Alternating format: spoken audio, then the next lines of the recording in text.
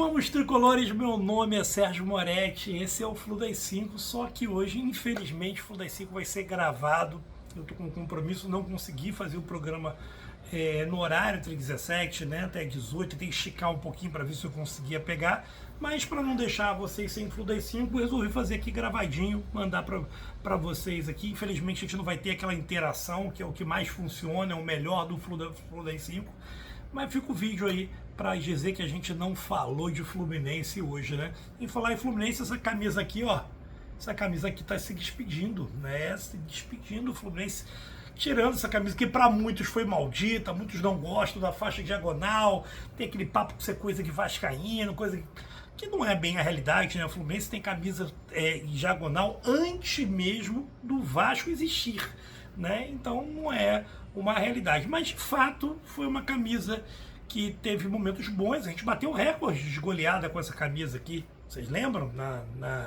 Essa camisa bateu um recorde de gols, mas também tivemos grandes derrotas, não ganhamos do Botafogo com essa camisa, né? Ela deixa, né, vai sair e entrar a nova camisa da Umbro, a nova última camisa da Umbro, a despedida da Umbro. Vou deixar aqui a camisa para vocês olharem, ó, ficou linda, né? Ficou maravilhosa a camisa, acho que uma das camisas brancas do Fluminense mais bonitas das últimas camisas da Umbro lançada, né? A Umbro vai se despedir do Fluminense, né? Isso é um fato. O Fluminense deve estar acertando com a Puma, né? A Puma que é uma gigante de material esportivo. A Umbro é uma empresa muito grande também, mas a Puma é uma empresa superior a ela, maior do que ela. Mas deixar para vocês aí, como eu sempre gosto de provocar o debate, o que vocês acharam da passagem da Umbro pelo Fluminense? Vocês acharam que a Umbro mais acertou, mais errou? Né? Qual é a recordação que vai ficar com vocês da passagem da Umbro? Qual é a camisa tricolor mais bonita da Umbro? Para mim vai ser a última, essa última tricolor da Umbro. Ficou muito bonita, né? As últimas duas camisas da Umbro parece para dizer, eu vou sair, mas vou deixar bonito, né? Porque a branca também é muito bonita. Não é a minha preferida branca, eu gosto muito uma que é meio branca e do outro lado fica um pouquinho mais cinza, né? É branca dos dois lados, mas um pouquinho mais acinzentado. Eu acho aquela muito linda, inclusive eu não tenho ela e eu não encontro ela nunca para vender, né? Mas trouxe um belo portfólio de material esportivo, muitas camisas de treino diferentes. Não sei se a Puma vai entregar essa quantidade de camisas de treinos que a Umbro trouxe. Eu particularmente gosto muito, compro muitas camisas de treino do Fluminense, uso elas para malhar, para fazer um monte de coisa. Algumas com a malha muito boa, outras em algum momento não ficaram tão boas, como essas camisas do Mundial, que a malha não ficou tão boa como outras. Acertou muitas vezes, errou muitas vezes, mas de fato foi um material esportivo que nos honrou, né? A Umbro, eu acho que a gente pode dizer que foi uma passagem legal pelo Fluminense depois de uma aventura, né, de Drywood, de outras marcas que passaram, né? A Umbro ela deixa uma trajetória legal no Fluminense, de camisas legais, de materiais legais, às vezes erra, às vezes acerta. Agora vamos ver a Puma, né? Tô conversando muito com meus amigos do Bahia, né, que lá tem a Puma, eles gostam bastante, alegam um problema de preço, né? Fui comparar com os preços da nossa, é um pouquinho mais caro, tá? A camisa de jogador dele tá por volta de 550, né? A camisa do clube pouco, coisa de 30 reais, 20 reais aqui, mas o ano passado em algum momento foi mais barato. Estratégias de empresa. Não vejo no torcedor do Bahia, e perguntei aqui para eles o portfólio de opções que a gente tinha na Umbro. Vejo uma coisa muito legal, eles fazem, não sei se é do Bahia isso ou da própria Puma, eles fazem muito escolhas de camisas, né? Então o torcedor opta ali por uma segunda camisa, pela terceira camisa, isso é bem legal, né? Fizeram algumas bem simbólicas lá. Lembrar que o Bahia ainda tem a marca própria dele, né? Acho que agora esqueci o nome dela. Ainda tem, mas vai sair agora. A marca própria ficou para fazer a camisa do sócio torcedor. O sócio torcedor lá, depois que paga um ano, ele tem direito a retirar uma camisa. E a Puma não assumiu isso, né, porque tinha um contrato em vigor, né, e a marca própria dela vai ficar até se encerrar esse período desse contrato em vigor. Depois nem sei se vai ter camisa lá para o sócio torcedor, que é uma ideia legal que o Fluminense podia também fazer, colocar como um plus no plano, o cara ter ganhar uma camisa personalizada e diferenciada do sócio torcedor ali, que é uma camisa bem bonita que eles fazem, né?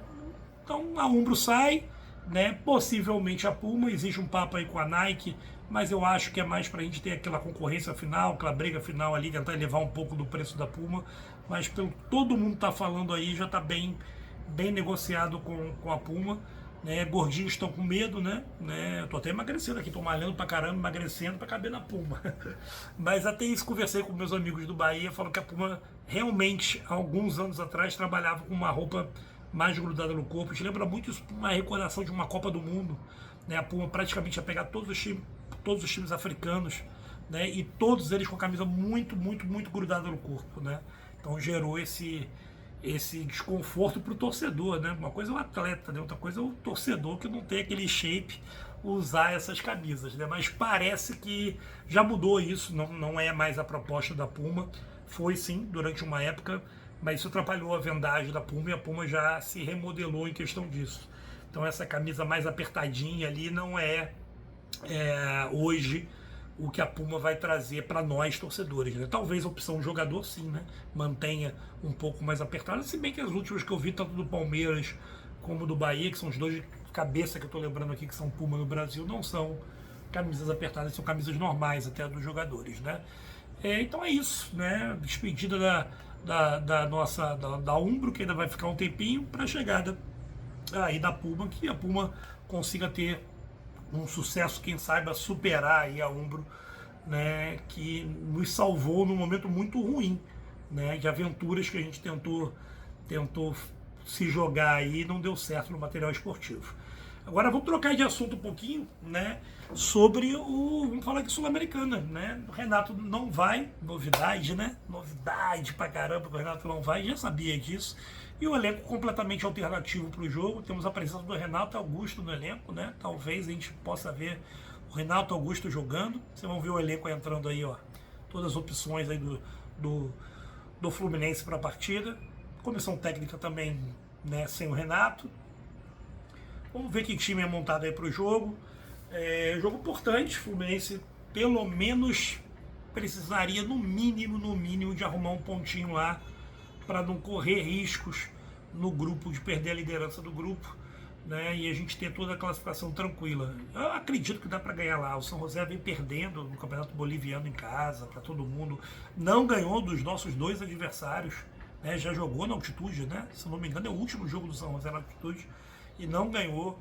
Então, assim, acho que é possível, mesmo com esse time em reserva, a gente conseguir o sucesso. Agora, o time que fica se preparando para um jogo contra o Atlético Mineiro, jogo esse difícil pra caramba. Lembrar que o Atlético Mineiro também está jogando agora na grama sintética, né? Mudou o gramado lá da arena do Atlético Mineiro. E o Fluminense sem fazer preparo em grama sintética. Novamente isso, o Fluminense opta em não preparar a equipe da grama sintética. Ah, mas não tem o CT. Sim, arruma-se no Rio de Janeiro algum campo de grama sintética e faz o treinamento dele. Mas o Fluminense acha que não é a melhor opção por causa de lesão. Eu acho um pouco engraçado isso, porque esses times aí, eles jogam no grama sintética, treinam na grama sintética, e a explicação que eles têm para não ter lesão em contrapartida a outras equipes é que eles têm um desenvolvimento ali de mais tempo no grama sintética, e com isso os jogadores não sentem tanto. Quando a gente pode ter o desenvolvimento de uma semana, a gente opta em não fazer.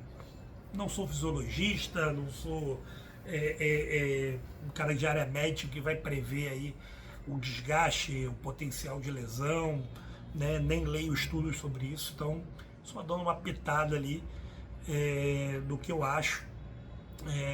Tomara que o time se prepare adequadamente. Esse jogo importante do Fluminense contra o Atlético Mineiro, para continuar se mantendo ali nas posições de cima do campeonato, né? O Fluminense pode, uma vitória ali com o Atlético Mineiro, brigar ali para voltar ali no G4. O Fluminense está em quinto, né? Na verdade é um G6, né? Porque 6 já vão para a Libertadores, possivelmente a gente chega a 8, 9 aí com os campeões de Sul-Americana, Libertadores e Copa do Brasil, né? Se tiverem ali entre os 6, né? Nos 6 a gente hoje já estaria numa pré-Libertadores, mas tem muito torneio pela frente, muita competição pela frente, né? Vão parar um pouquinho essa competição para o Mundial esse que tem essa polêmica, né? muitos jogadores agora começando a ser ventilados pelos torcedores. Parece que a torcida agora se ligou nesse negócio que eu já tinha falado há muito tempo, né, da regra do Mundial que você pode colocar. São 3 jogadores, né? São 3 jogadores com contrato de 1 mês, uma janela especial que a FIFA abriu. Aí tem gente falando em André, tem gente falando em Nino, tem gente falando que o Richarlison viria nesse estilo, né? Outros falam que o Richarlison viria pela patrocinadora, né? Eu continuo mantendo aqui a minha posição. Eu não contrataria jogador com contrato de 1 mês. Acho o Mundial maravilhoso, tá lá, importantíssimo para a marca do Fluminense, mas não é o torneio mais importante do ano, porque não é um torneio de factível vitória. É um torneio de participação, né, que é importante para a nossa marca. Eu não sei se vale a pena, por conta de um Mundial, eu comprometer outros torneios, a percepção dos jogadores que ficam, a unidade do elenco. Não faria isso. A única exceção que eu penso é talvez o jogador que teve ali na conquista da Libertadores, porque talvez o elenco assimilasse melhor, porque aquele cara foi parte da gente estar ali no Mundial, né? Aí tem o Nino, tem o André aí para contar essa história. No mais, a gente fica esperando a contratação para o cara terminar o ano, né? Em contratações de terminar o ano, ontem a gente falou muito do Vitinho, que está acabando o contrato no mundo árabe.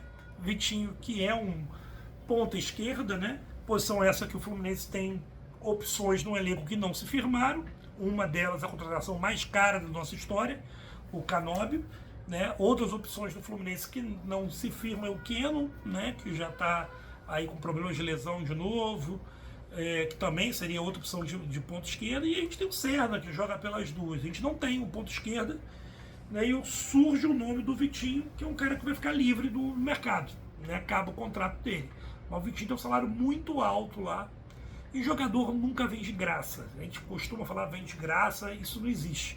Na verdade, o jogador vai estar sem seus direitos federativos, né? Então o Fluminense pode contratá-lo, mas ele transforma o que seria a compra de outro clube em luvas e dilui isso pelo salário. Isso é uma prática normal. Obviamente é mais barato do que a compra, né? Porque você não tem ali o valor de mercado, mas ele coloca um valor a mais e vai ser um salário muito alto, que já é um salário alto lá no futebol árabe, né?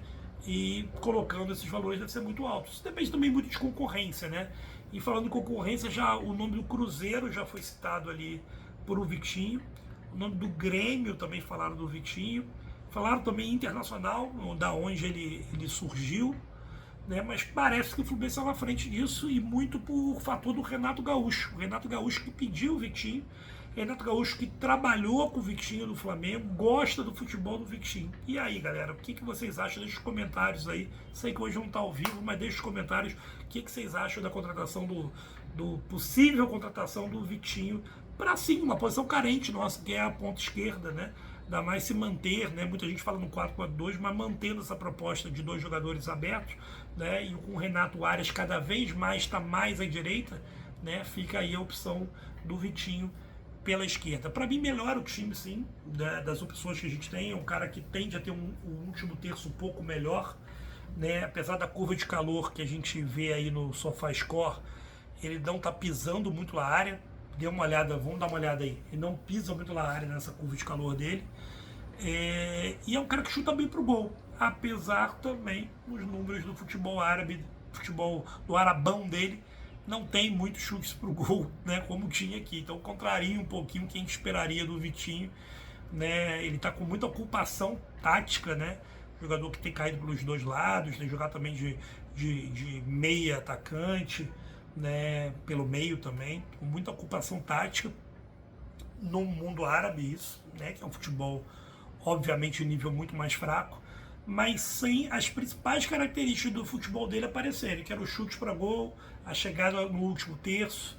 Isso não vem sendo característica dessa passagem do Vitinho pelo mundo árabe, né? Mas deve vir, né? O Renato está aí, é um dos nomes que ele vem conversando, né? O Renato falou que estava indicando os nomes com o Mário Bittencourt, conversando com o Mário Bittencourt, que o Fluminense ia ao mercado, que o Fluminense vai buscar pelo menos 3 jogadores, né? Tomara que seja assertivo essas contratações nas posições que a gente precisa. Ao meu ver, se falar em 3 nomes, com a melhora ali do Samuel Xavier, com Arias um pouquinho mais da direita, Eu acho que a gente tem que buscar um zagueiro para jogar do lado do Thiago Silva. Eu abandono a ideia do lateral direito, se for só 3 nomes.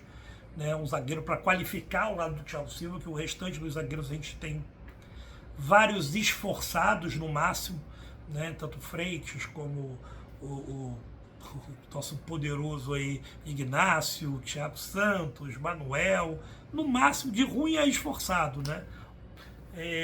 Manuel tem um maior respeito pela história do Manuel, mas está em fim de carreira. Então, um zagueiro seria o essencial, esse ponto esquerdo e principalmente um centroavante. Essa é uma posição que a gente precisa muito e ser muito assertivo nela. Falaram o nome do Alejandro, né? Esse nome eu acho que foi pintado aí mais por um desejo que a galera no Twitter saiu colocando, porque não faz muito sentido. Ele acabou de ir para o futebol da Rússia. Futebol da Rússia que é muito difícil de emprestar, ceder jogadores, eles costumam manter os jogadores em contrato, ainda mais agora que eles estão com pouquíssima interação com o futebol mundial. Para quem não sabe, a Rússia está fora dos torneios FIFA, né, tanto seleção como clubes. Né? Então eles tendem a vender menos porque eles têm mais dificuldade também de trazer jogadores. Sempre foi difícil, agora é muito mais. E o Alejandro, senhores, não é esse jogador todo, né? Ficou muito marcado pelo último ano dele no Vitória, aliás, o brasileiro do Vitória, porque nem o nordestão e nem o baiano ele tinha ido bem, né? Mas o Alejandro é um cara que surge promissor no Atlético Mineiro, mas não bomba no Atlético Mineiro, não justifica, vai para o Bragantino quando uma contratação ainda cara, e com o Bragantino naquela política de apostar em jogadores jovens, mas fica bastante tempo no Bragantino e não se desenvolve, e acaba ali no Vitória, onde consegue, através de um bom brasileiro, sendo artilheiro do brasileiro, um bom contrato, talvez o maior contrato da vida dele, indo para o futebol russo. Muito difícil ele sair de lá. O Alejandro é melhor do que o Everaldo? Sim, para mim é melhor do que o Everaldo. Mas isso não quer dizer grande coisa, né? Aliás, tem uma polêmica aí do eu e Léo aí sobre o Everaldo. Depois de dar uma olhada lá na Chaflu, tá lá na Chaflu para ver esses vídeos aí se provocando na questão do Everaldo aí. Só fazer uma defesa, Léo. Eu não estou falando que Everaldo é melhor do que o Adriano Magrão no Fluminense, não. Eu estou falando que eu torço para o Everaldo chegar a isso, porque esse é o teto do Everaldo. Chegar a um jogador que não é tão bom, né? O Adriano Magrão não tem uma carreira de um grande jogador, mas que foi importante para a gente em algum momento. Eu torço, só como torcedor. Em vez de torcer contra ele, porque ele está vestindo a minha camisa, não queria que ele tivesse, mas está, eu vou torcer a favor. Essa é a escolha que eu fiz. E tomara que ele vire aquele jogador folclore do Fluminense que consiga no Fluminense trazer alguma coisa, né? Essa fica a minha torcida aí pro nosso querido EV. Galera, a camisa da Chaflu tá aqui, ó. Aqui. Sexta-feira eu vou estar com ela, sabe aonde? Lá no pessoal do Resenha, né? Flu Resenha, naquele podcast que é um mesa cast mesmo, tradicional podcast, fica todo mundo sentado, conversando, né? Lá tem uma galera, gente boa demais, que me convidaram para estar lá. Vai estar eu e o Quintelão como convidados, num horário diferente. Eles fizeram especialmente esse aí para conseguir, dentro de uma temporada aqui no Rio, que eu consiga ir. Então vai ser sexta-feira, 6 horas da tarde. Você não se liga, você não vai ter o Flu das 5, né? Mas você vai ter um programa top demais, né? Acho que o desejo de todo mundo que faz YouTube é fazer um podcast mesmo, que tenha mais interação, ainda mais a gente faz essa interação online, né? Que às vezes um microfone interrompe o outro, né? Ali quando você está na cara a cara é muito, muito melhor, formato que muito legal, me interessa muito estar participando, vai ser uma experiência bem legal, né? Tá lá com o Caio, o Ivo Greca, todo o pessoal lá do Resenha, e o Quintelão, meu grande padrinho, vai estar junto também. Galera, fico por aqui.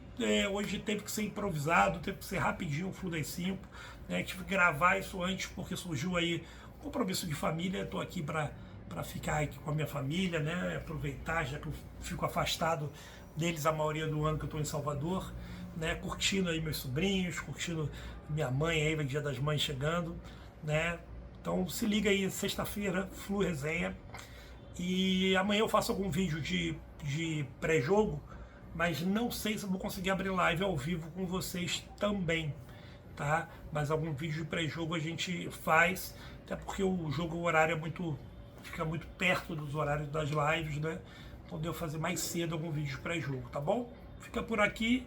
Hoje foi gravado, infelizmente não foi da maneira que vocês gostam, menos interação, mas a gente volta, você sabe que Eu tô aí todo dia entre 5, 5 e meia, segunda, sexta. A gente tá chegando junto para trocar aquela ideia. Valeu? Aquele abraço, galera.